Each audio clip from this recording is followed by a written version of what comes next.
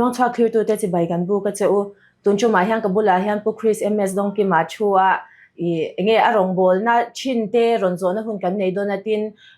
tun lai chang thar te chana ma hi kan she tam to lo mai theya ama ro chu ma na han ti na kum sang ni chau vel te amalam te pon yang atin an hulam te pon yang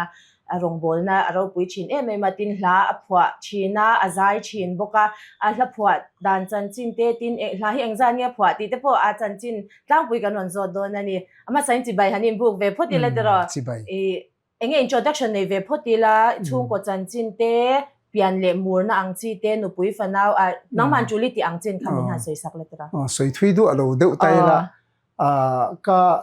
pa hi pastor ani reverend lal thang liana pastor pensioner ania tuna hian hei kan omna hiram hlun nota ke mani ina kan cheng ve me ka chuan tuna hian nu pui fanau nein ka oma enge ni kan nu pui hilal than pui ania fa pathum kan ne kan chang chiat wang lai tak ania upa berri kum nga ni te berri thariat chi ani ve boka chetiang vel chu kan din munani government bong kon high school a ka thoka nalama chuan zirna hian MSc zoology ka zirzo sang ni kumbor vel khan zirzo to ani ani chu ti chanin enge chu i zirnam hun te kan lo she to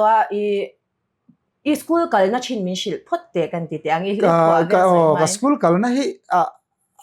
enge ni mun sang ka kal ve ang renga chan chu ka pa pastor ni wang hian kabul tran na tak phe chu dar lon te ni ma se kan she tham lu tuk lowa not van lai pha ya school bul tran tak na hi chu kan dei deuh le zuala chami nuwa chuan sai tu la kan pe ma pol som matric po hi sai tu la tangin ka pasa chuan khati lai khan PU Anlatia College kha class 11 le 12 kha om lowa kha Pachunga University College ka kala aizola ka om tran chutiang vel chuan kan tia Pachung College atang khan MSc zir turin Chennai chuti lai chuan Madras Anlatia ta chuan ka zirrani ani chu lom hle mai I hla phwala ma kal ngal deu mai la tero I hla hi engtik achangin nge I phwa chan ti hi kan han she cha ka I hla phwa te po ka nge I hla nge music lama tui te chanin lai phwa chin ti kan shena sa anga engtik achangin nge hla hi phwa shim te kham han soi sakte ne hi min zo zo thena ma se soi thiam po hi har ang renga chan chu engwang nge ka shchia lowa ka te changhen music hi ka tuya guitar te hi ka hriat thei tir changhen ka per dewani ka u nau pa pakhat aizola mi hian min tuk saka chu ka pera nimang lo po hian ka zai puya ki hramia lo hian ka zai pu han ka per hla ka phu ka tingal la ka ti tran tira tang hian hla engte ka angi phu po hi ti se ka phu tran na hi chu kum aniam via wang kum kwa ti bor vela tang hianin khatiang khan ka ti chho ve sap hla te phu kan tum tlat ta kan ziak ve ti khana thluk ka tia ma se lak tak le tin da that na chang po ka lo shedem lowa chatiang chon kan ti chowa music hi chu ka tuya ni ti top mayang ka thian pa pakhat hian music is my life ya ti deu zut thina chutiang deu che chon ke ma po hi ka dam chan pathian ina min da chan ve nia ka hriat pakhat hi chu music hi chu rimoi hi chu ani music ani to hi chuanin anwam hi ka ti em thei zela tin hla hi pa ngai taka kan zia ka kan phua mi hriat ang deu a kan ti tran hi chu Pachung College kan kal tran vel kum sang khat zakwa somkwa pathum ti bor vel chawa tang chuan hla ka ziak mi hriata po enge ni kan sa chuak ve tran vio ani chu I hla phwa ma saber soi them kan la phwa ma saber hi ka hre to hlom lova min zo po hian tin da that lo hi ka ne wi deuh ka ne ke ma po ina athlu khan hriat to lo hi ka ne ya ka la phwa ma sak ho deuh chu ka hre radio artist te ponan sa ma se chung po chu ka da tham ya lo wa tu na hian athlu po ka hre to hlom lo zon chua dan o mang chung chu te ro radio zon chua dan ke se da te khan chuan khoi amani hin lo mang mo ka te zong ila chu ka la mu thei in ka ring radio artist na an sak te kha oma la pathum zet chiang de wa ka hria ta chu la pathum zet chu khatiang chi kha ka phua ma sak pol kha oma ma se enge ni po ke ma po hen ka chiang to lo chu tiang vel chu ve zon chwa le dan ngai to atura ni chu te ro ani chuanin engtin nge hla hi phua dan ti kan zo du che a e ka enge awom zia a chuan e music ingai na em a zai ingai na em a hla i phua hian a thluk ne na ron kal thinem chu po chu keima chuan a tho da na variety le khop mai ati mayang e man lai deuh a hma lampang chuan a thu le thluk hi kai kop deuh hian a ron kal ve ngal deuh mai ta a chuan e chu tianga dona chu atam zok kha ani thina chu mi nu chuan a hun ran le deuh lo oma e a hla thu te han zia ma saka a thluk han siam le te kha ka nei ta a keima hi chuan ka ti tamber lo tak a chu a thluk ti ma saka a thu vua chapa hi mitam takin an ti hi ka ti tlem pol takania hla thu e mangin pathian in min pola chung hla thu te chu karil ro hian tlana em em tiang khan kan ziak pop popa a chang chuan chu a thluk ne na amil pui tur siam rem nen a thu ne na in nerem tur a vua khom hi ka ching le zual khop mai chu tu na keima poina ka ti dan tlang pui de wa chu ani ani chuanin a thu ki siam don hian kan ti dei anga tun la ya i lo she to thawanga hlalar tak tak hi he nge namdang ina an hla nei a thluk an lo copy te om china ni khatyang kha ti iti ve chinem hei ka ti lo ang reng ve khop mai ati mayang e chu kadang lam na ve do le zual poni ve mai theye e nge ni keima ir om chok mi la thuk a an don hian la hi ka pai nem em ka zia ka hi e ani na taka chuan ka hla hi atam zok ka phua tam zok ka zia tam zok hi pai le ka ne ni ka pai na chana chu mi la thluk nan chuan in ang dewin ka ria han ti ang chi tin mi la ang dewa ka ngai hian e ka tuipui talo thina ni ti tok mayang ka soi thiam chi lowa a ka soi dikvek lo mai the ma se e mani ir om chuak a khatin keima po mi pon min mu dan te po lo ni ve de ulek ta a ni nang ma chu hla te po hriat ve a kal mang po athluk te po an han tia chu wang chuan e keima big chuan in engemo e kaldan phung le keima big ria wa chu a ve de ni mai thei a thluk siam hi harem kan ti dei anga ka ngai to china e hla phwa mi te hian in ti han a thluk hi adang dang in ron siama engtin nge hla thluk hi an nei zo zai thei big le ti ka ngai to china ni a buai kha ke buai kha ve khop maya hla thluk hi e hul thak chang hi ka nei ani hla thu chu kan ziak ve mai ta hla thu hul deuh po ka nei a chang chon kum khat don te zialo te po hi ka nei ve tho maya hla thluk han hul thak chang ka nei chu mi ba ka chuan e hla thluk a chang ka du em ka nei a thunon ka lu lei thei lo te hi oma hetianga hi chuan e ka tlom ngai vak du lo wa thian te emo kan nau te emo music a tui tak tak ten lo oma khatiang chi min han en pui teu a han ti te ka nei a ka ti nu ke ma bokina ka sual chu ve le tho te tin thian te pon heti hian kal se thang a hetiang deuh hi ti chi lo mo an han tiang chi te po hi ka tong ve tho ta a ka nei ve nuala makina te po sei te po kan da sei be ma na chong chuma tin chu har khop mai se ang deuh chuan lamin lo zi sak te ti te po hi an om thina keima hi chuanin adona dong hi kan ni a ka hre khop mai ti hian ka ti thina e tin mutmo narmo tak tak hian ka nei awang hian ti lo hi ka du thina ni tin an lo du lowang ti te ka lawe mema kan la te keima phei chuan mizo sentiment khoi zong deuh te alo ni lova conference la buan om te hian ka zak deuh zok rum thina ni a chan chu tu manan sele don chuang lo ti na ril ro a chan chu a style kha lo dang ka ti chu ni china ka soi to tho ka khatianga ne wang khan ma ni po e nga ni in sit na a lian du khop maya ama ro chu ma ni kal dan ngai nge ta han kal ve tang tang a kha chu ma ni riaw kha lo om ve to boxia ti te kha lo ni ta ni hei ram thar soi tamai ila ram thar not po inan jubilee hla phu turin min han tia kan ziak phot ta ni e ta chuan athu ka kha bia ko ran zai pol sak turan ni awang khanin hei chu zai pol te in sa se moi don lu to kha kan sak chi ni lowang an ron ti ta khatiang chi te po ka tong ani chu ta eng ange niang kan han te him de ulek rong ka yan tia i ka lom khop mai chu po chu him chu hlat thu pakhat reng kha thuk dang lak chin hi khan thei ta ti ma yang thei ta han til han kan siam nam ta aloin me em box sia khang tha ka experience kha min zo na tangin kan soi zawani ani chu kangkal thui ma in kan sha chwa le zok kan sha nge kan zo cha ka che chu ti hanin mi tam zo kin kan sha nga nang chu KGP sei liani ni KGP chum hin kan han tiang chi tin I over nu ate po thei to pa rong bola he tianga pathian ta na la thok ve inia hemi ti tur hianin enge pian thar dan kan han ti ang chi mo leirol chwa swal te poi lo nei lo me thei lo nei ve me thea ingtin nge pathian ne na inin ton dan tak kha sha da chak oma ka I kan kal thui lu tuk ma in kha khamin han soi sak le te nia soi trau tur om thea ma se toy zong in soi tum ta let leirol suali nei yam min ti zo hi om trena ka sha chi lo leirol sual han nei hi puitlin sual te ka nei zo kin ka ri khatiang vel de ka ni ma zo ka pathian hi chu ka hi ka pa te pastor an lo ne Christian chung ko sei dian kan nia amoi lo ka sha lo amoi ka sha chi lo Timothy te pian tharan ti ang do chia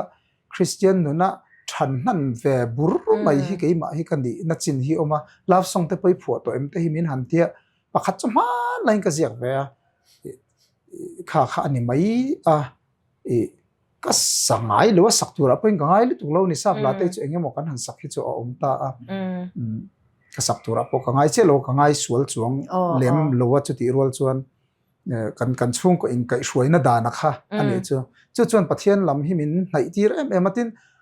ka pa hi not van lai phaya om lai tho hian pastor ani lai hianin el bethel khang hun lai khan ka pa hian min boipui em thina kem pa te kan lut du na tiang khan bethela te hen ka pa ne ning kan tong trai na sa khang hun lai tang hian khan pathian du na le pathian thlan na hi karil ro hian chiang em a inti apiang chu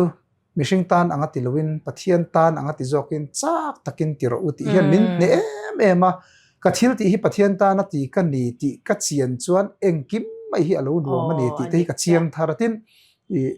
rong bol na te po hianin thil kei chu enghe ni ka tiang ka che lok lo ani ka thiamat le mani hei enghe ni ka soi tiam che lo ka variety lo to pani thil thiam enghe mani ne wang chi a po ma se ka impact ve thei na chun nia ka ngaya hi chuan thanem ngai takin ka ti akati na thei na chana po kan ho tu te ta na ti ka ni lo hroi tu te ta na ti ka ni lo pathian ta na ti ka ni ti naril ru hian aha kha ka po hian nuam min ti tir na hi a ve achula ya chu min zo na eng tang chang kan soi telani aro pi hle mai ni sina hanin soi zo ya enge love song I phwa tem ti ha ma se in zo cha ka tumania ma se I ron soi nga la ngai ta ila ti chuanin han let le ta ila la I phwa chung changa tian a thuk ni in han siam ta a nangman I swal chwa kha tam zo ka ni ta ni ama ro chu I ti thailo top anga te po I chante I han pun chang te po I nei thawanga I nei thau ta ai soi to thawa nangma pun ama ro chu engtin nge a thuk I siam don hian solfa te hi ilo thiam ve reng ami kha ti lai bor vel kha sha ta chak om ka tia he a chan chu apart kim te lo ngai I hla hi I a chen kha thi chu zai polin an sana sa ni khatianga te po apart kim alo ngai ta ni khatianga siam tur ang khan engtin nge I siam chin ti akha min han soi sakte ente soi trau ri ka nei mo ma se soi trau kha fu lo mai thei thawa engchin ya ka soyang ka sha thiam lowa pakhat na chon ka soi ma sang do chu ka insit na hi alian thin reng ta music hetiang khopatui si entinan grade te pon pas zo ta grade 8 te pon lo nei ta ti khan ani na ta ka chon jatcha te po min lo soma grade 8 pass te kha an lo chhu kan han za ya ke ni khan kan han judge ve ta zok le ling ta ke ma phe hi chu music ka tui em ti lo hian le khazir lain ril ru chak lo chi hi kan ke ma shim shim a hi thil hre lei thei lo chi science kan lakher po ka le khazira in concentrate ngai na sabok nen thatiang lam pangkha music ka tui na akha zai le hlaphu alama ka kalpui na satawangin technical dewa solfa te hanzir te khanga hun pe kha har sat ani chuti mayang tin sumpon kan nei pon lo tin lo ve de boka ka zir lo ani ti top mayang zirna mu mal ka nei mi alwa chuan ka ka van nei deuh na pakhat ka soi chak deuh oma chuta chuan ka tlei rol chhuah tran tir khan zai pol hla kha ka ziak ve ta ni pakhat chu chu ka soi zau to thina nge at ka thu soi na te po hian puram moya ren mai anga puram moya hi idol just te po ni thin kha hei hi van nei tlong ai ka cousin ania first cousin an in ti that em awang hianin puram mo hi chu ka u ve ngoi ta ati mayang chu wang chan ka u te nen khan chun phei chanin kala ne lo lu to ka puram moya ama po in hreto lo mai the ram lun sau ta kan valeng ani chu ta chuanin hi zai pol na sakturin kanau hian adu a atiamin introduce pa khan zai pol hla angin arrangement lo siam puila kan du'a tia ma se puram moi khan min lo chang be dong lu tu kani khata khan ti hian ate gitari per thia mem atia per thia me katia ani le keyboard ti tum thia mem atia thiam soi soi e katia I thiam te chon nang man ti la ni mai lom a lo ti mai ka thiam lo vain ka ron pan che lom chu kan ti deuh tak na nga hei ti hian ni tianga ti hian ni tianga C ni chon do mi sonia F ni chon fa la do nia ti khan kho ti arrange nga G ni chon so ti re nia minor ni chon ati zung zunga le kha khan min zia sakta ti khana zia ka ti khan ti mai ro ati min harmonize saktura ka vange na kha min harmonize sakta mi lo ka ho chot ka lung oi lo khop mai ka u po khan min lung oi lo pui do mai thei aman lo ngai tha se tu na hian chuan ka lung oi lo do khop mai ma se ina khan ka en ama khan ti khan en la hlabu christian hlabu te fa keulo nang man try te min ti ni chu chuan ina ka ho kha ka be dong lu to ka lung oi lu tu lo tho chung khan ka try ta ni chu solfa khan ena part 3 part cha harmony han om te le khang kha kan ena christian hlabu mi kan ena helai hi si ni chuan kan ti kan keu kha puram moi min hril kha alo ni thup thup mai ta ma ni khan ka ti thei ani ti kha ka hret ta chia ta chu ta tang chuan keima khan solfa ziak thiam kha kan ni der mai ti ma yang mo tu na ten solfa engani staff na te san ti te pe ka hre lo rang ta atonic te po ka bel lo ta thian te pon min la pui fo ka uluka phei chuan ma se chu ti chung chung chuan ma ni ka ti thei na chana chu chumi ho te chu puram moya khan ka ngai tu thina puram moya ka lom na deuh achun chin khan ka ti taw deuh na ka lom na deuh chu puram moya khan min lo harmonize sakta se tun ang hi ka thleng mi aloin ka ring tlat vele loisia puram moya kha hlu le dei to ani chu I chord si I shenem viawin kan ringa ihlate kan thira enge theiang angin kan ngai tha a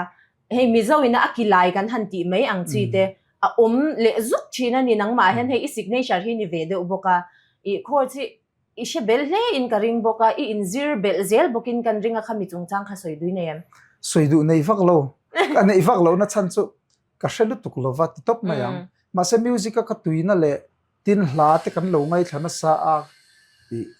music ka tui ti po ani lo hia lang chu ka a chil ani hia lang chu chuan chords te po aming po shalo ma ila guitar kan lo per na te keyboard kan han me te le nge mo tang ten tin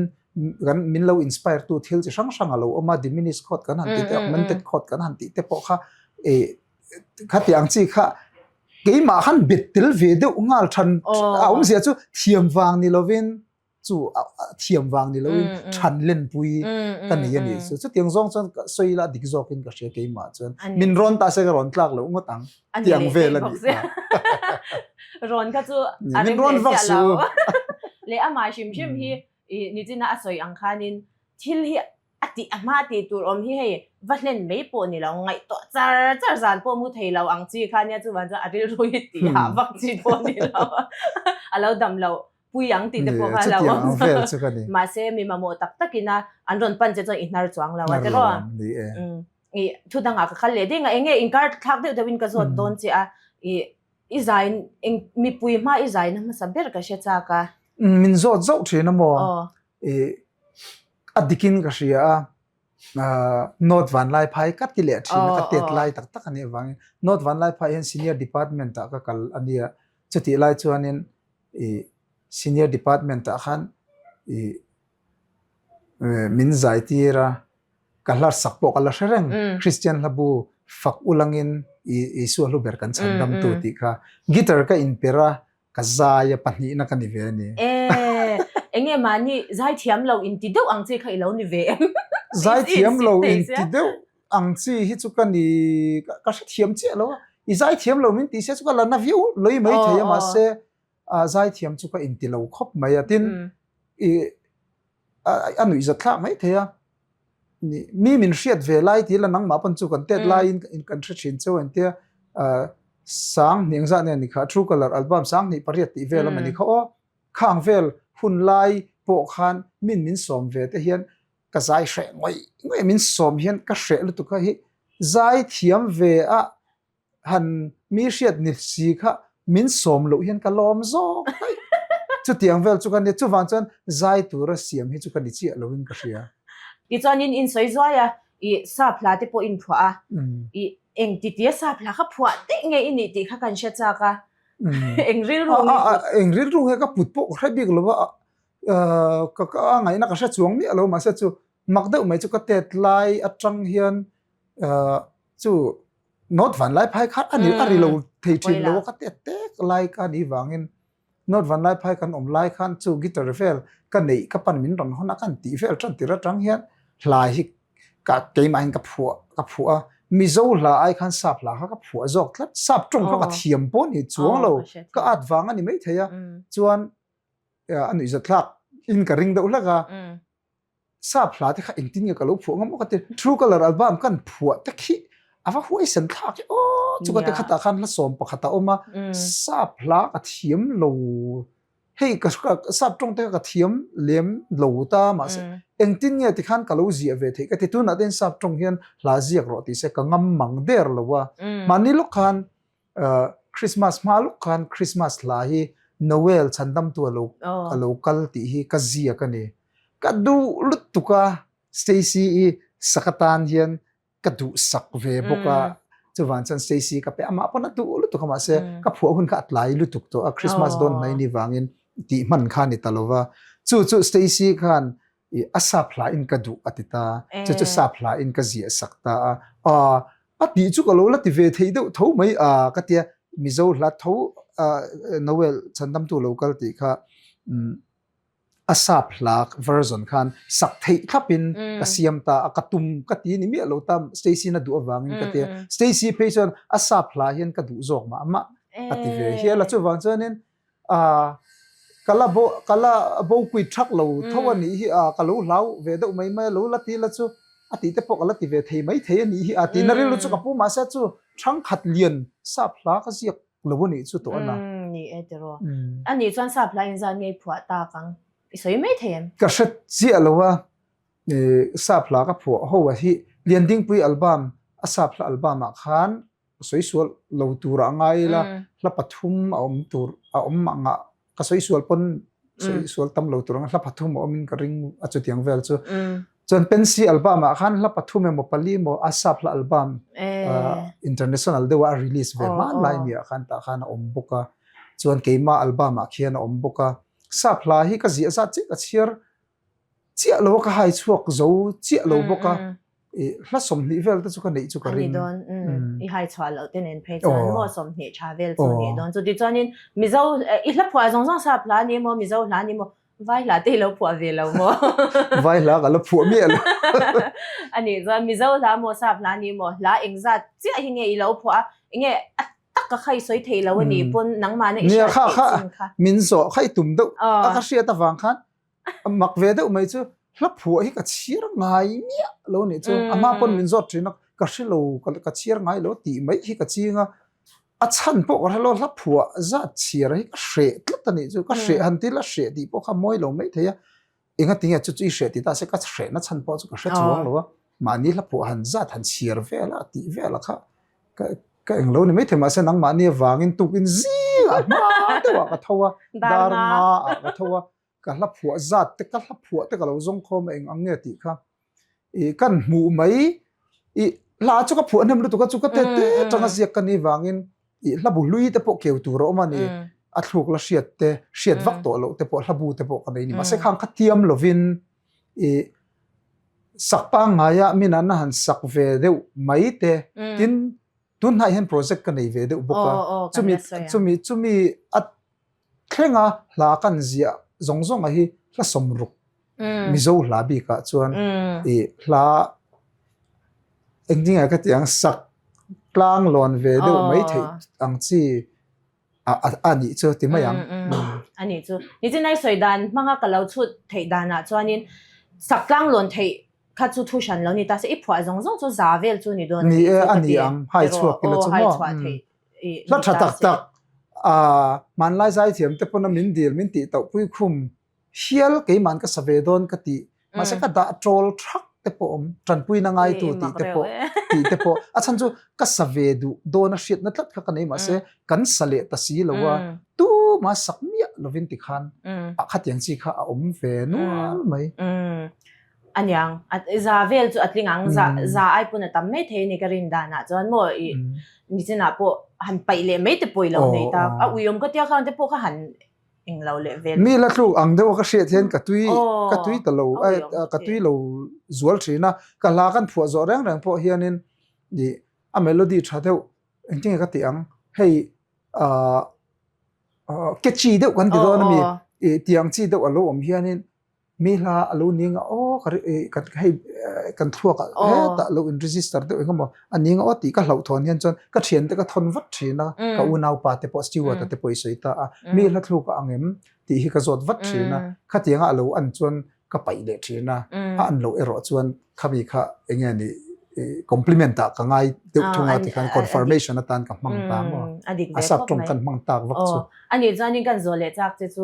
music video isiam masak ber nangma mi malangin inaw ne nin zai na sabok ta ni nangma ni chu in u na wa zai chini ni ta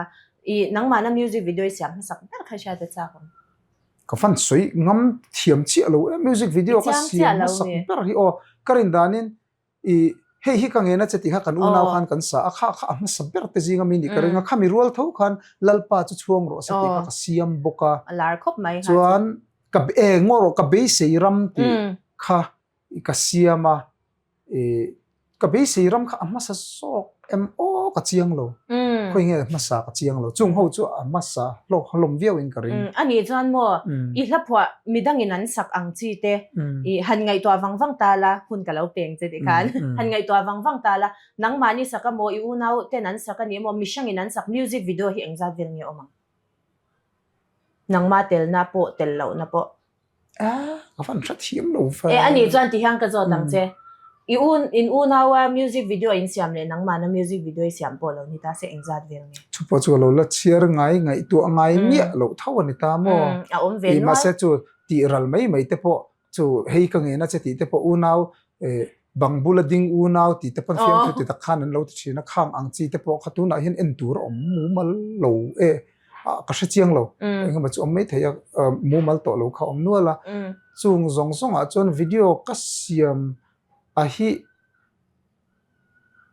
atam lo ang pasari pali panga agar ka shelo chuti atam lo in karing atam lu tu karing lo kan zong kwala nang mana izai na tak phe atam lo ani nge kash swal po ni me thianga tinge isiam tlem em le ka ti ni chin khan ka soido to zai hi kami zia hi dang lam hret in sit le engemaw hi ka nei na sa athian pon min ngai dam se ka soi so chon ke enge ani shom hi ka ti ani zai te hian zai tur kan dilo nen ke ma ka in hre mai ka ti thina ka zam lutuk athian po ro pui thei lo wang ti na ru ka nei ka video siam ve reng po hi ma ben hi ka soi lo thei lo he lai ten kan tara thazol best music video sang mi som panga ki amma sabir ani ta ken best music video kan donga kong min honru ti ania king te po ki keima ina project akati keima ina music video ka siam du wanga siam hi kan imang mi lova ka siam ma sabir te ro kha ani ve thawa hei ka nge na chati man lai khami bak nuwa kan han siam ve de wa hi chu mi dangin tiro ka buai pui ve kang chen ti wang hemi po hi ma bena Benjamin namte ni kan venga mi hini pathatak mai ne chu min buai pui veka kan inrem na po kalan tlem dan tur thei ber ingai tu anga chuan i katel ve ang chuan ilo ruam han vekang engkim kalan na lai tura chi kalangang video po kalan tem thei dan tur ber ti in kan intia chan chu camera po kangam vak lo kami zian en hian a in mil lo chu wan chan ka siam hre ni etero ni jina project i kalai mek tour inei thu te po kan sia achumi ma akan zo le i du ache chu music video nang ma bi ka hian in siam le tum na ril ru o mem chu taka chu music hi ka tui lutuk ti hi kan nu hian a hria akan nu hi ka fak ang reng khop maya kan in kan kuma in thlawa chuti chung chuan in kan chang chiat wang lai takania kanu le ka pan tar chak lo hun lai takani boka ma se nikum kum top lam pangkhan hla te hi kala zia ka katui ro pui mai sia kan nu hianin kum thar te hi chu music video pahni i hladu ber hi siam vela atop na tur te po ani to anga zai te poi zai theilo chho ve zel to dona tin kan chang che chowa kanu le pa he tiang hi an ni to si a chuwan chuan video pahni hi siam ro min ti ve a chu i keima mi malin hanti ila ka ril ruk ve ta ni chu ka ril ruk ve a chumi chu kum thara hian boi pui ve ang ti kha ka ril ruk ta ma se ni china kan soi ani lo lam khana in her le ta a i project lian pui ang reng ka zai ve vak lo na tur nang chui zai thiam lo be bui e mai te min te ka nau te ho zo sang zo la te ho mo lung lei pa te khan min te chu khati ang vel khan keima zai vak lo na tur de hla i project ka kha don ta zo ka ni chu soi lo ang chu tro i engi aming tur te po kha han soi tai la tu na han i inbox sai na akal mup to han ti la te po tu na te po an zir mek ni te pon kan han sia a i khami up tu na i project aron i din cha aron in din cha uda na khami soi sak la chu na i nu chang te po chan han soi chale la du le chanin engi a project ming ni do na eng ti ka nge i kan ti thei don ti ang chi te po khami han soi sak la te rozal takin soi trau tur kha zel ma se toy lam pangkhan soi tum tho zel tai la chumi kan nuin min fui na chang chuan in ni don te take ti vele shimang atop na te po ani don phei chuan a chan chu music kha ka ha chol na hi ani top mai ne ka ha to pin music ka bura ka lungai to pin music ka bura ka lim to pin music ka bura khat khami kha kan nun ani ve top awang hianin khate kan nun min han fui kha chuan ka chak song tak kha lo ni ta chu kan kumte tam de to a music scene a po til han ti doni la har ve tal to music track han siam ringot te video tu nge lo lat thin ti te po kan lo shet lo chin kha ve de to chu wang chuan in kan venga mi ka nau te pani ti mayang zorin sang sai lo zai thiam hei hi ama tang de hianin mi fui ve hi ani zo ka min du khop lo lutuka ka la te po ti chuak tura min du lutuk a hau po min hau ve zo kan ta tiang bok chuan VL thu ne ya kan ko san upa VL za oma fapa ania chumi te pani chu ka va hrila rem chang alo leng lok teu a ka thil min soi pui lok ka ngai ka vatia ma se chumi zan chuan an ron leng ta deuh thota mi dang len khan ti to ma yang toy zong in chuan hemi room a hian kan in koma kan dinga kan soi ve ngia lama se ka soi lam lo le ran soi ta annin an ron ken kha chu man lai tanga vo in thlenga i hla hi hei hla thar i lo nei le nual ve bok nen hla lui te po kha kai har le in nangma le tu le fa te tan thleng po tin pathian rong bol na tha ani boka i hla ni ti te po hi mi pon an hre to hlom lo te po hi ani ve a chuwan chuan la phuah tu te tananga ya zai mi te gospel a tananga ya chumi ril rupu chuan in project iti te ang an ti ta dai mai ni chu ma se ke ma khan sum le pai kan nei lova ka tlin lovang ka tia ama pon min soi pui thin pon ka tum lo lu tuk le ka ti tura ka ngai lo shim tok ta min soi pui pon atir lama chan kan hial thina an lama pe chan ka tum lo lu tuk ka wang khan kan la ti don nia rem chang om mayang hi ka ti thina ma se chumi zana an ron len chan an ti tak lutuk box an phur ve bok ani min phur pui lutuk kha chumi zana committee hlo tling berzi ngami ni mai thei kan ti na chana chu kan rel khat turu lutuka khatia ron leng mai income satli atura kha an han soya sponsor te pok an zong mai do na loma tul te chuan poisa om lo pon budget po sang tuk lawang ante kan ngai sam ang renga ni atakra ma chuan lo ni chuang lem lo mo ka phei kha chuan chu zai thiam po inaw te ho zai zinga po nangma naw te big do le zual ho kan tianga poisa pek ngai lo musician a po an ti zela kan he ke ma ni huam ho sum pek ngai lo an ti zela an phone a khang ho kha list an siam a mei che panga mi pa panga min lo phur pui em zela khami zan la khan an confirm ngal vek mai ni committee a chak kan ti na chana chu musician an bengal an confirm ngal vek hla thlang chinang an ti khatiang khan atu ka nen khan la som thum chuang an thlang chu ka tamlu tok kan nen pai le a to pa la som pariat solo le ti ne khan anita a chuan chumi pa ka zai pol kan la ti le ta lappa li dang avain la som ni pani zeta kha kan thlang chuak ta chumi project lian pui a chu tuna hian kan buai pui ta a ba kha chui tu la min zot bel mai ra chumi kan kal thui ma chuanin ihla phua i du ber ka zot cha che a ka zot ang che ka ti char chara ka lo theng hil man che pa tuna khan kan soi za ra khan ka ri ruwa ron langa nge a berang zong chuanin i soi ngam lo mai the soi thei mai thei boka tin i phua chan le pathianin a pol na che thu o mani pon ni soi sak la tro ihla phua i du ber ri chu anti fo thina a har khop mai ka te khin dana chuanin ai nang chuang mi lo na ka te khin dan ke ma mi mal na ka ngai dan ni me ni chu Christian la bua nge la du ber ti ta se har ka ti tho chu ti ang vel do tho chana san chu la du kha ka lu tung Christian la bua chu ti ang vel do tho chuan ka la te chu ka du ve ka lom han ti mai a kha ol sam ang renga chu ti rol chuanin ni china ka soi to a hla hi phua chana kha chi sang a omani ke ma hian hla ka phua thei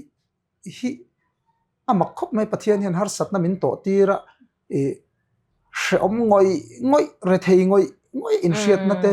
na chung chang a po mang ang ngoi be dong ngoi aka om chang aka hla phua te atam lu tuk ta ni chung ka hla phua chuan min ne em a ti ma yang ang tin ya ka tiang min ne em a ka fa luan chua na le ka hla khan ka fa om zui ta a chu wang chuanin khang la ho kha ka testimony hla han ti deuh bi khi ka nei ani ka testimony hla ka ti deuh bi po hi a om treu maya ka testimony hlai ti deuh vek maya min ti hial thei mai theya zai englowa po hian amai ro chu i du bi khan ti a khan karil ro om dana chuan ka phua chani na zir em le zuala om ani timayang ka phua chani na min ne em le zuala om ta chung chu tia han soi mai tur pon ka soi ngal mai the hla pathum abik takin mangai thuril ber ania kan tilar em lem lo ka chan la chuan in lyric video in ka da tu manan en lutuk po chu ka lutuk lem lowa chuan chu lo le chuan zinkong thaber i suanen ti ania zinkong thaber i suanen ti hi sinat querin ansa a nikum general conference po khan pathian ni zan in khoma khan an sanghe nge in ka ria a an sanung khop mayami po in min biak nan le hla ka phua ka zia to zinga chuan min phone na sat na ber chap chunga min ron phone te le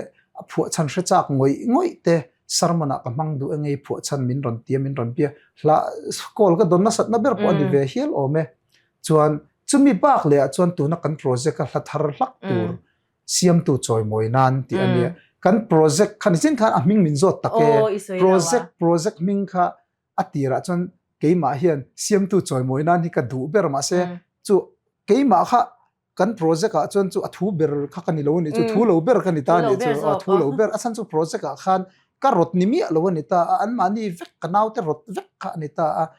chairman te kha chu chak khan ni to mai secretary te kha ni ta te khan ke kha chu member kan ni ve ta keima chuan karil ro chuan project minga po hian siam tu choi moi nan ti hi ka thang de uleka an mani pon than ti viawa ma se project ming chu ani talo chol na krista ti ani ta ni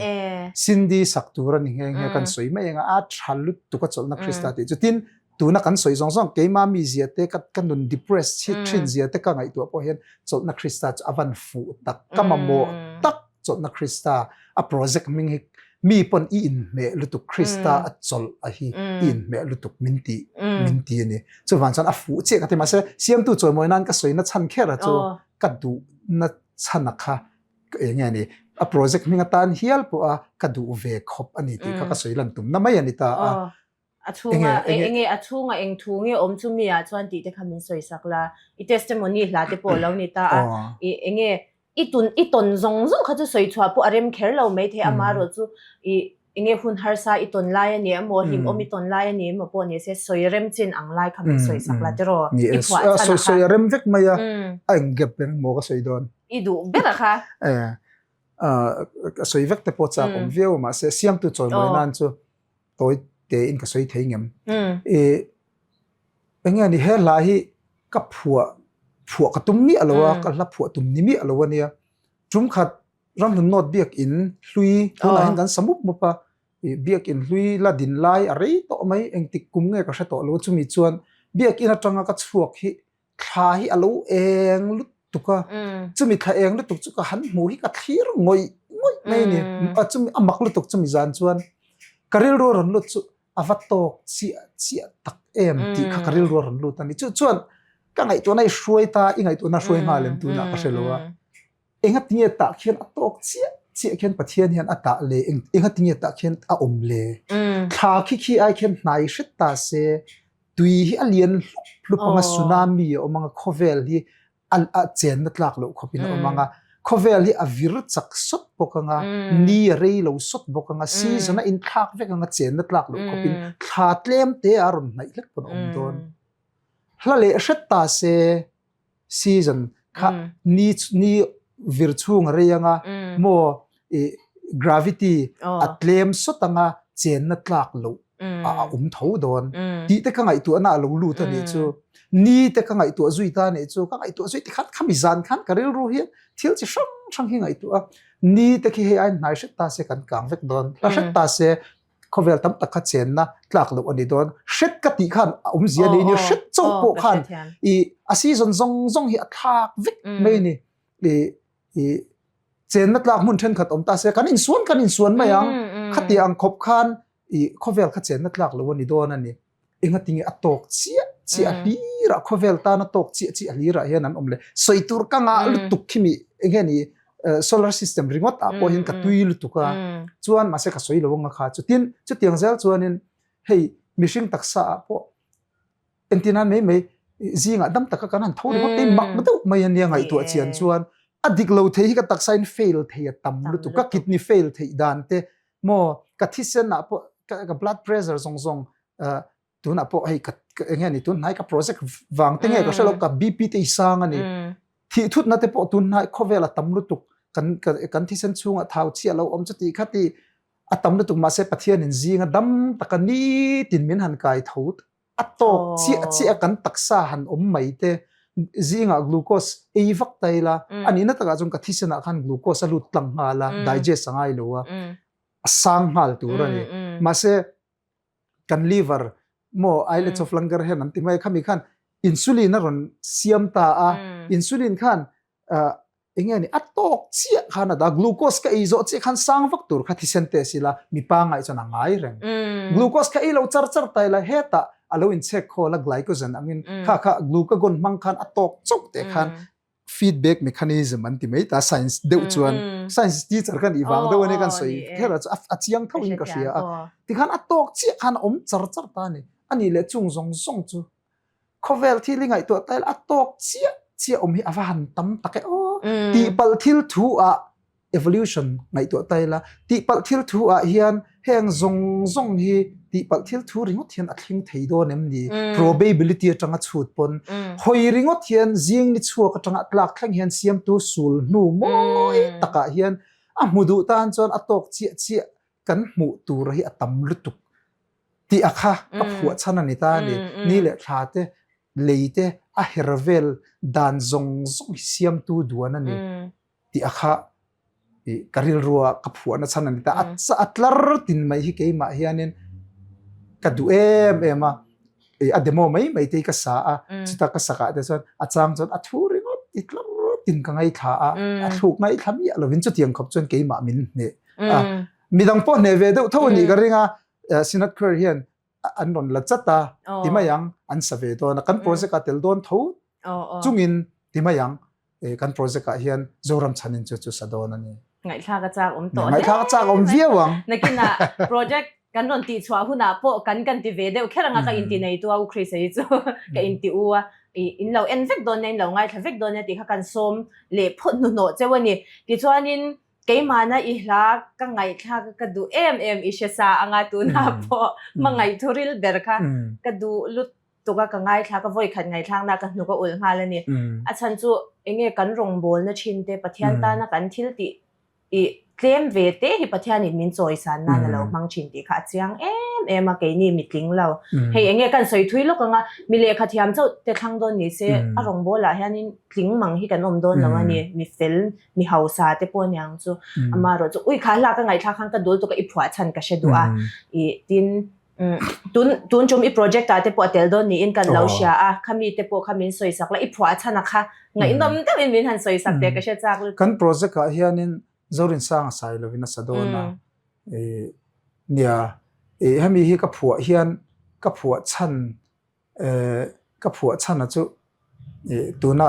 kan soi zong a kha ani ngal de ufek mai ka hring nu na kha nangma pon ingai tu a mitlom te mi chaklo te talent po engei talent min ti se ka soingam tur lu tu ka nei loin ka ria a amai ro chu ka thil ti hi chu thei to chu hian ka buai pui ve akha pathian hian mala som ni in ka ria chu ka talent ta chu ani ber riat na ka nei ka tai ma ve ka sut lama chon ka thei to pa chu ve in ka ria a chuan chu tiang mitlom te chu ka zin kong a hian pathian awang hian thil chi sang ka pal tlang ani ka soi thina theme song KTP theme song ma saber achalai siam thatu ti te sang mi som palia thole eng ro ti te khang te kha engtin ne min lo lam chua engtin ne khatiang khan ka lo ti theile ka lo ti han ti la pathian ani ti chu chiang ta ni chu wang chuan khang ang chi te tin kan nun ko nga tun thleng a hei mual phau lova mual phau lu tuk lo te tin pathian ngai ngoi tura ka han om zong te ka ngai to hian ka zin kong chan chin ani om zia chu mangai thuril ber chu ka zin kong chan chin ani chon chu ta chon ka inte khin pakhata soi tok tur ma ase soi tok na kha kolowin ka ria a hun lowin ka ria mei mathaya marka lugatte ponan ziak vek ta chan chin tha mei chia pakhat isua ke bula rim tui ron sok ka in chan ve dewani chu alabasta riak athua po khana tela mei chatlom takani a isua ke bula ati thei to karon ti a riak rim tui ron sok ke a mithan khat chuan enga tinga riak chitiang khatiang khoyemi nge aneyang anina taka chuanin ava inzorna sum te po khalo ni mai thei thiam hlim lo ti alo soipol te po khan omani mai thei khatiang khop kha anita ma se isuan thiang hlim alo poma aum zia chuan isuatan ati thei to aron lan tira anei chhun na ron pe a keima po hi ka inchana keimi sual engma ni lo thiam thil po nei lo kha ka ti thei tok ve te mai lalpan min pom sak rim tu ya min pom sak kha aro pui ka tilu to ka chu wan chuan khami hla ka ziak khan chuan ka ngai to na te poi an top khopa ka ti chu he la hi ka zin kong chanchin zong zia na ani a chuan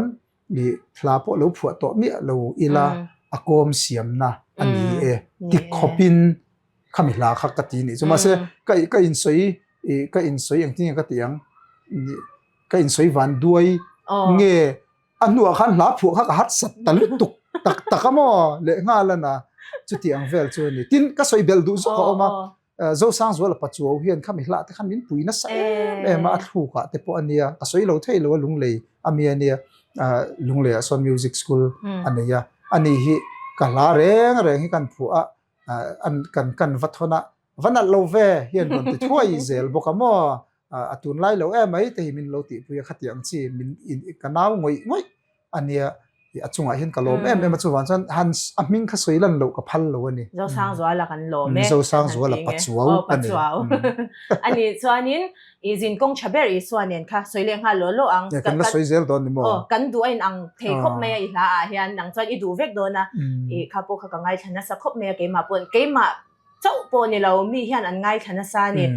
pathian ni jing ron nia kan han play ya hei ati pathian ni jing ngoi a tin lungai ni dewa han play la han ngai thai la pathian hian min khoya kha la khan min nem thin ani minang pon chu tian chuan an lo ngai thak thin ka ringa I phua chan sha ta cha kom ente jin kong thaber I suanen ti hi kan project a potel le don thawa melody lalzir liani asadona chuan hemi hla ka phua chana chu tu na mi story nan khan in an na chin a pakhat na ma se in an lo hret na po tel boka ain an lo hret ain an na chu ka jin konga I suamin mangai zia chan chin ka zia na thawani ka jin konga I sua ina min kai hruaina zong song mi chak lo ber min hruaina akhani ta ain an lo le hret deuh na chu mi tenan ti ang deuh hianin tun lai na deuh nge kan ti ang anxiety depression an ti ang deuh lek te hi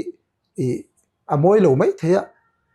ke ma phei song kan nei na hi lo rei to zo kan ni mai thei ka in shalo mai ni mai the ma lai true color album ka siam lai tang dei to khan ka hla phua tang te dei to khan alo ni to mai thei o me ma se pathian ina ka talent min sor chu sakna polo ni mai thei ta ka na thila te beidon ngoi chang te tin khovel thil kan han ngai tu asum le pai chung chang te mi nei ang han nei ve chak na te tin ka soi thiam che lawa o na hi atamani o na ma ni indu khop lo na mi chon kan din mun te pon lo advio in ka ring tho ta mi tak chon kha tiang che khan mishing ril ro hen pathian hian chatuana da ati ang deuh khan kan du am na hi eng po hi han thlengil kan lo du am zel mai chu ta chon du khop lo na chu ti zat te chu poisa han nei ve ila o boi lo dawin kho sa thei la o kan chung kwa han ti ang ngoi shom ti ngoi chang lon ka lak hi ing tin ya ni ang o lon hi min run sak tu han thuk mai sa han ti ang che zan mut thei lo han tal bat hi ka nga ani tin ka na lama po har satna tam tak paltlang ka nei ve a ni ka nakal tur te thoha dona in shri ka tholei thei lo in shri kong sir han din two wheeler han tlan han din te ka nei ni chung tak ta phe chu mi jing a po kala soi tam lo bula ne kan soi ni chuan chu ti ang taka ka lai chuan karil ruwa chuan isu nei hi ato ka ni pathian hian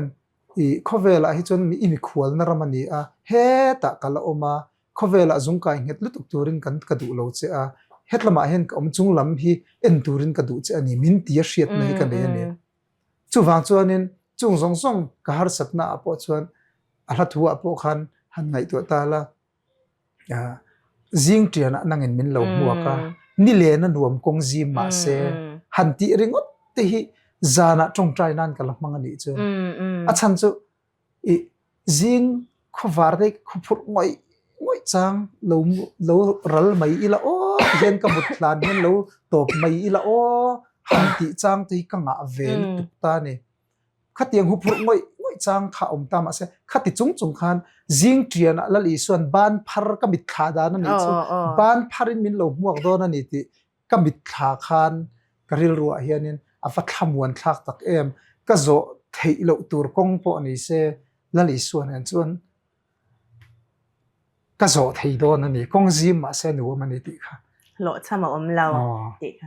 angai nom hle ma ya I project akhan lutang kan nukte ul don tlat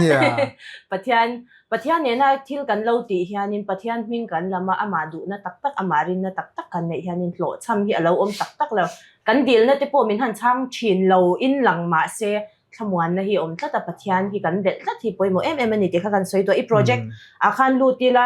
I hla kha engzat nge kan sak thei do na kan ngai thak thei do na tin I khoi mu na tinge kan nei don ti te po kha kan la soi lo wa te ro khang te po kha min han soi sak la tin asatu tur te po min han soi sak nga tin englangen sak don ti te po tu te nge ani don ti khan min han soi sak te ka project hian soi tong khan mi po hian min ti thowa kan thiam pa doctor thianga hian a drums kan ho saka tu na po mi ina kan zirania jamru ma lu kha kan ngam lowa chan chu sum kha kan nei lu tuk lo wang khan jamru ma lut lon kan ko ran upa te ina upa vial zama te ina kan zir chil top mai ni than om te pon beng chengan ti angem ti po kan don ngam lo khopin ma se than om te pon min lo lom puin ka hria tu na re chuan a thom beng cheng te po khan zana inrin nia kan zira annu upavial sama nu pui phei chan kan ei tur zong zong hi min tum sak zinga tangin inrin ni kan zir phei chan zinga tangin ei tur lo siam khatiang vek khan an lo che a chu tiang khap chon kan project hi how tak tin chu doctor thianga ka soina chan chu enga tinge nang ma hen eng ma hi ti ngai lova ama in ma ben ha ite tu na midang bokin an ti pui le che a tia chu kan ne phanti mai la ka to izia le keima ina keima ir om chok ina thil ka ti hre zia chu kha lo ni ta ka soi du shim shim khala ya ka chuan kan project ta hian hla hi solo duet le an vai saktur te tiamin hla som pariat chung hoinan saktur chu om phot ta ne various artists ang de wan saktur hi kanova aliam ti ania chu chu la thau thang thatak karin dan chon nei engeni KTP te poina lam rem pui tur tak ne china ka soi ang de sap la le lin te alu ni vele thina hetiang lam pang te poi sual ve de athalo mo ka ti awang ka ziak te po atel ani chung te po chu ansa tel dona chuan la som pariat chu alu ni ta chu idule zona amle min zot belanga chumi ba kha chuan lom om do mai ka tonga leprosy mission khoir hi kawa bedek deka in thlasung tak chungin min sak thayang emle katia an conductor te po pusa pa te po hi man lain kan at lain hantila kan huai zual lai te po niang chu group te kan din howa ti khan praise messiah te kan te lunglen thak ang reng veng sang te kan zai ve thina ni group kan dina felinai te ti ho vel te kan nemo chuan kha ni awang khan an ni te pon min lo phur pui theyang ka te ma se ma pon committee thu lo chuanin alo tia ma se an lo committee an lo rela du sak deuh mai min lo pom sakane chuan an ni chuan tho isua tho le na lam hla Krista anung ti minor hla zaipol hla minor hla ka zia kala chiang chia lo minor hla athadon lu tukin ka hria ke ma chuan chu isua tho le na hla ni bokka chu an sa thei turin an in buat sai atuna hian alom khop mai atin chu tiang deuh bok chuan bial zaipol ramthun no thi be sei ngam chi ni ngem kan han ti le ta ni keima rota ni chi lo chu phei chu ta chuan kan organizing committee mi te khanin bial zaipol conductor an han bedek deka min lo phur pui viawa toizong in ba chu po chu kan langam palo de bial froi tu ten han beron le dewa eron deal ro pukrisa bial froi tu luite lo nia har satna om lu tuk lawang an lo tia mimal program an zai ngai lu tuk lawa chuan kan han deal ta an lo rem ti lomom takin ma se bial standing an chole bok ta ni ka zam khop mai bial standing chho tur kha chon ka ti ma se bial standing in min lo pompui le khap mai boka chuan an ni chuan man lai atanga kala du zaipol la han ti hian hei solo la hi zaipol la in kan arrange na sa alo moi ve viau zel a moi ve viau han til a moi viau zel ma se zaipol la tak tak ve de hi om de wa shet nei kan ya chu tiang chi de wa kala jinga ka ngai roi ka ti chu an sa thei don in ka hria kan be se ya chuan zaipol te hi om boka chu zaipol te chu kan ko ran zaipol conductor tlangwal vanlal felan a conduct dona anti hlotling thei tur akan be sei vele remote boka chuan fakro uti an sadona hlak hir ang reng deuh mai ne ka hlabu man laia chuak engti kungwe kan ti ka sang ni le pakwa itm ani mai thei ano sang ni le pasari sang ni pasari ni chu sang ni pasari a chuak chu ta chuan om to saka hlo mi alo le nga la timayang sinat query nan sato a upazo than moi hoin i chu bak chun sa vak lo a chan chu tlema engte ka soyang on necro spiritual rong kai ve do lek ani na pia lama achang le thun kha octave to pin in thlawa sakhar tak mai ve do khanita ma se chu i an sa thei don in ka ria ka lom khop mai a chuan chu lo le chuan soi nge ngai om bok ta chu sacrament hla te ka zia ka ni sacrament hla kha asatu tur hi kan buai deuh lek leka ma se i acapella asak te kha kan bei sei deuh leka sacrament hla ne him kha ani bok ta Christian la buat te po han om sela sak khuang nen po han sak ve mai thei tur ang deuh type kha ni na chin om mai thei chu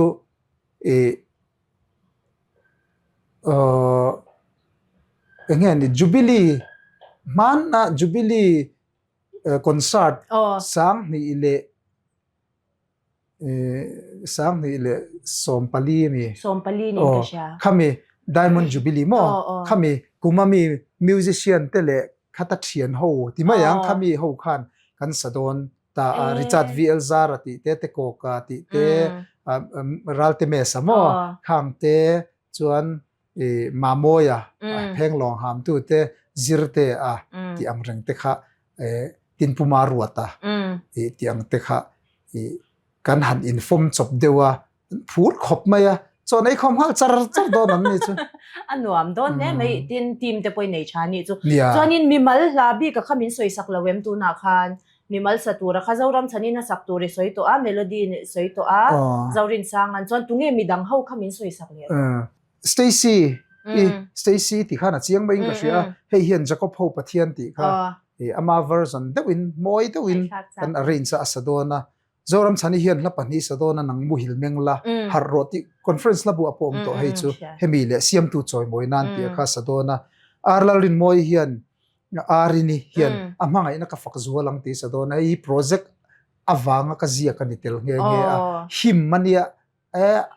angai thla ka man love you tura ka ngai chuan Cindy hi cholna Krista ani melody lazir liani kha ka soi to azin kong thaber isuan Israel pachuau hian kan tum dan chuan theme song pani akha achelai siam thatu le thole eng roti kha mitli in ama version deuh lakin asa anga chuan Isaac namte hian cross hi choi sanga ti asa anga hei scholarship electric veng in tun nai kan video an siama thiam deuin an sange nge chuan zorin sang asailo chuan mangai thuril berania steward hian rin ominitan ti asadona hei po hi tun project pol liawa zia kania nia tin abaka chuan chu cholna Krista artist te khan an vai khan ni kanova aliam ti chorus ania an sadona duet hian Cindy le steward hian dikna tian sadona duet thawin melody le zorinan nangi thiang hlim si ti an sa anga arini le Isaac hian duetin inuna isuala lem ti an sanga tin group zaya oma Israel pachuo Samuel Cindy le Stacy hei po chorus lam rem chi bo I afak fakna athang moi ti I lam na rem tur chi rim dewa ka ziak tho chu an sadona tin duet pakhat zorin sanga sailo le Samuela hian Psalm 23 thi na lim kor hi film OST tur ka ziak kha ania zorin sangai chan solo puna sa to thazwala te po khan lomman timang pakhat na te po khan pui to chuan keima kha zaimi alo tura ka in ngai lai de hianin chu bangkila unaw zai ten ti mai hei ka nge na cheti kha tuna tharin savele rumin te steward nen jon gan savele don bokani avan tha em chu tiang ang vel chu ani chu alo hle mei asat azai tur te pon thiam no mangai thla ka chak to a khoi huna nge kan ti don tak amuna hi ka soingam lo do la ka soingam lo chan chu kan be sei hi soya poi em lawang chu mo kan be sei hi soila min lo phal sak pha mei thei sin tro nya soi ro YRC hi an hong don ti kan thria chu YRC hi convention hall hi kan be sei khop maya ni som ni period February an hong dona an hon ma hian kan lo vadil lok deuh to ni in thlasung deuh chungin chuan kan du huna khamar ni som pali ania ka soi lawang ka ti hei hi chu YRC ti khama se a soi kha poi lo tura ka nga ya nia chu wang chuanin chu kan deal ve mop mai ani นี่deal chin kha apoi nam lo an lo phal tak lo le hun chu March ni som pali March ni som pali ti chuanin engtin nge hun kan man dan tur kha sha da chak oma mi pui kal thei tur ani MT te in rel da na kha nge sotilaya shooting vaneya khatia angchi abo ai engtin khalai bor khani ke ma plan khan ni le pek lo ta ol samjong le thil how tak lo zong ati te kha nga ya wang khan active sound puming thana hian min du sakhop maya aman tlom thai ang berin tha thai ang berin kan ti anga ti anni khan live record chan ti hal top dona live in an record dona ni chuan video lama hian M space hi kan han bet sina ani pon min phur pui viawa aman te potlom do min ti sak thai tur kan han ngai vel deuh chin ani chuan azaya khati khan an nge ni one take deuh mai turin kan throi tu te organizing committee lam pang hi zon an du da na hi ke kaman thiam lu tuk lo dawon a thazok tura an ngai da na chuanin zai fu lu tuk lo dawon ompon a live feel kha kan du zok an ti ve dewa antinan an hu edit le chiama live ang dewa zai si an hu edit le chiama an zai nal lu tuk te an hui phun in rual lo te kha ai ke ni chu moi kan ti lo zok chu wan chan live deuh khan zayang uti deuh hi an thu pui ani in ka hria chu wan chan a shooting apo a ol sam deuh sot chuan kan ringa tin mi pui chim ti la ya kha chuan atira kan soi lo hrim ma se organizing secretary bera hian VL thunei hianin anwa hian an rot le china tin local chak moi ngoi kha an lo om ve ni hei kan chung ko in kan kal du fan ti te keima ani kan chanchin lo hria a helai bora tangpo a min ron chim nge ron deal ve deuh ti me ang khang khan om ta a ma se kan re thei em awang khan hei how tak ve don sia le in tur ta kan provide thei don lo wang khanin kan in thlasung ani chu ma se chu ti chung chuan organizing secretary in anga idana chon kan final vek lo na a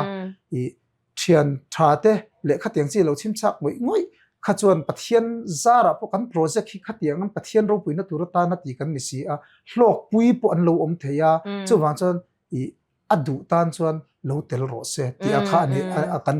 tiani ta ma se hetia in som hluaya mi pui ron chim huk tur ang chi chuan kan be sei lem lo kan ti lem lo asha thiam ome soi tur kha atam lu tu kan ni amaro chu hun a rei lu tu kan hlawa clear to te tan po khami enge in la phwa amo I project chungchang ani emo akhanin zo mai che po kan ei karinga nangmana han ngai poi mo dewa mo ente thil dang dai karil rolu thut auma la phwa tu te tan po alo trangkai ve tak mielin kan ti anga la phwa tu hi an chona skop mai tu na ya hian keima po hian chona ka la ni lengzem lampang an lo thang tha em gospel kan thang thalo ti na ni lovin gospel thang tha thin lu tu ka khatlem hian alo niam ve do time o ti na hian tu na kan project apoi pathian in minram ti pui ni a hriat na kan nei na chan apo hi ani tel ve do ka tran ve na chan hei ka doi zep tu kama se ka hoi sen na ron chu na chan apoi ani tel ve de wani khala ya kha ti kha ka soi du'a far khatal kalo ni ve ta ka tu e matal la pho tu te po kalo motivate ve ta ka hoi sen na po kalo pek ve ta ka ke mi doi zep hian ti a kha karil ru chu ani ta a pakhat na chuan tin a pani na chuan steward takanaw hian min fui ani manilo ka min fui a kan project ti chho don hian kamang ang thei em kan project ti nu pan ni thum mut kan ni kamang ang chaw tong khong ve hi chu ta min fui na chu aril ka ti em adik ka tia kalo za pui lu tuk deuh em ni o keima te po kala pho ti te ka ngam lo ka ti thin deuh ma se khang chi zong zong thleng khan ka za pui lu tuk deuh em ni o ti kha min ron thria sak deuh hi oma chu a min hri la kha ka soi chong bu chu ta soi chu adik ta em ka hriat ve deuh chu mi in thom no min lo pe a kan lo ha kan moi pui kan in te kan du em ta mi zinga po hei thom no min pe a ka moi pui te mai ni chu min pe a hei en te u anal te mai ni ka lo man achunga hian kan te chuang takin chapo ni si lovin kan va soi theiani ati ni chu tiang da chuan kan hlam siak te po kha min an lo hriat te atul ve a pathian choi moi na ani dona pathian ina min pe kha ka kompui tla te mo ka za pui trut ta I ka in chuang palang ti hlau reng in veng reng I om chuan adik lei nem min ti ve de wani chu wang chuanin pathian po khatia iti a tu na interview ka ngam na chan po hi ni top mayang pathian po khatianga iti khan alo ro puidon zoka e alom vengo tang pathian pon talent ta pe che a iti puna e khatianga chuang taka i chapo pui ni silo chuang taka i talent te pathian ta na i phor khan pathian poi alomang ti kha min shrila chu chu pakhat ka soidu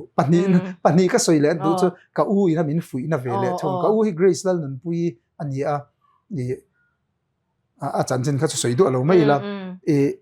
man ni a kan ti na hian man lai tanga min kom po hian ka ti zia chu ke chu pathian ne na tanga hladong kan ni a ka don lo chen ka phuwa theilo ka ti min phuwa tura min ti pon ka nar zia na chana po ka feel lo chuan chu e har sat na te ka pal tlanga chunga tanga ka lazia ka ni lo chuanin ka ziak theilo ka ti thina ni chuan chu ka thu pui ka thu rolum deuh ani ta a la phuwa tu kal khom an ti te pon ka kal khom zak ani achan chu adona dong ni ka in thria ta wangin e la phuwa thiama kan chiar lem lo ani ti top mayang chuan chu ta chon ka uina min fui vele na chuan e chu tiang ngot chu ani lo ve deuh hlek e in ka hria atia tuna kan project a po hian chu ka u min fui na i a hlot lin na salut tuk alanga ka soidon ani chu e ka uina soidana chuan e hla te hi chi sang oma i don kha itipunga tha pathian hena tang ni donga ma se pathian in talent ta pek sa che oma iti puna iti thanlen angaya pathian in a pek che ni a i hriat ni mi alo pon i fight ve anangma mishing pon a trul pathian ta na tho trul ni a i hriat awanga iti ve hi angai entirnan sakramen hla te po kan lo nei tam lova isua thole na hla te po kan nei tam lova ati takau kawani